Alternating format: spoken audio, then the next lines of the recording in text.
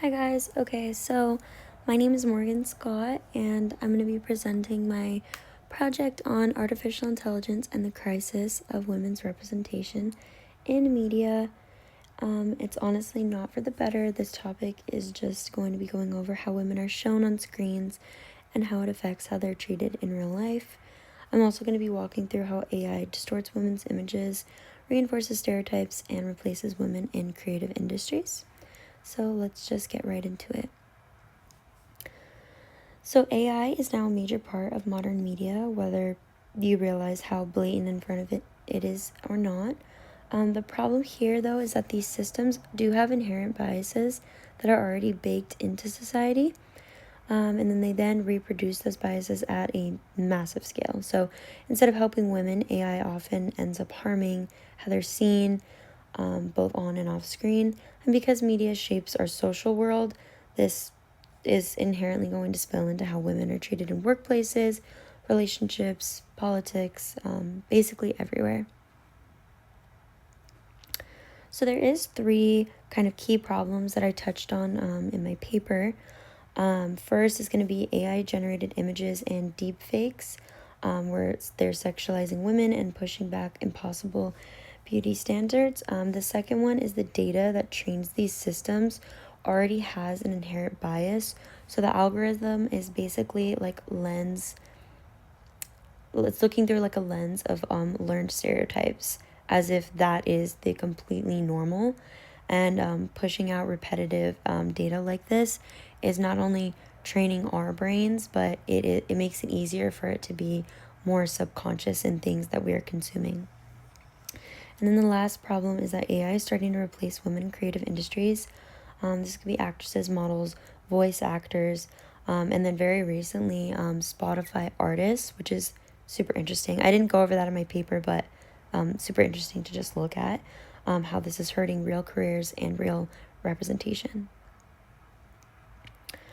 So this is how AI distorts women's images. So one of the clearest harms is how AI exaggerates women's bodies. Because these systems scrape the internet, they absorb all the unrealistic and sexualized images that are already there. So studies like in my paper, there was an author called Sun, and he had a bunch of people on his team that they went over so much data, and they found that the AI that is being utilized now, it tends to portray women that are young, smiling, passive or submissive, and sexually available even when the prompt doesn't ask for that, which is so scary and so interesting. These deepfakes do make things inherently worse for women because women are overwhelmingly the targets. And many people find their faces placed on these explicit bodies with zero consent or understanding of what they're even looking at. It's incredibly violating, and it creates cultures where women's bodies are treated essentially like public property. And we're going to go over biased data and biased outputs, which I kind of talked about in the last two slides. But these algorithms learn sexism, and therefore that is the output that it's giving. So AI doesn't fix society's biases, it kind of mirrors and reflects them in ways that are very harmful. When the training data mostly shows women in assistance, caretakers, decoration, it's basically just AI keeps mass reproducing these images of women in leaderships that are like rare. It's basically learned behavior where leadership is equivalent to men, and then like caretaker roles are associated with women. It's basically just pattern spreading. So women being replaced, and I'll try to wrap these last slides up quickly, but it's a huge issue on the economic side. An example of this would be an AI-generated actress. There's a really popular one right now. Her name is Tilly Norwood. She's being used, it's a cost-saving tool because they don't have to pay a real woman. So studios don't have to pay, negotiate, or deal with labor protections. The backlash shows people recognize this for what it is. It is replacing real women with digital versions.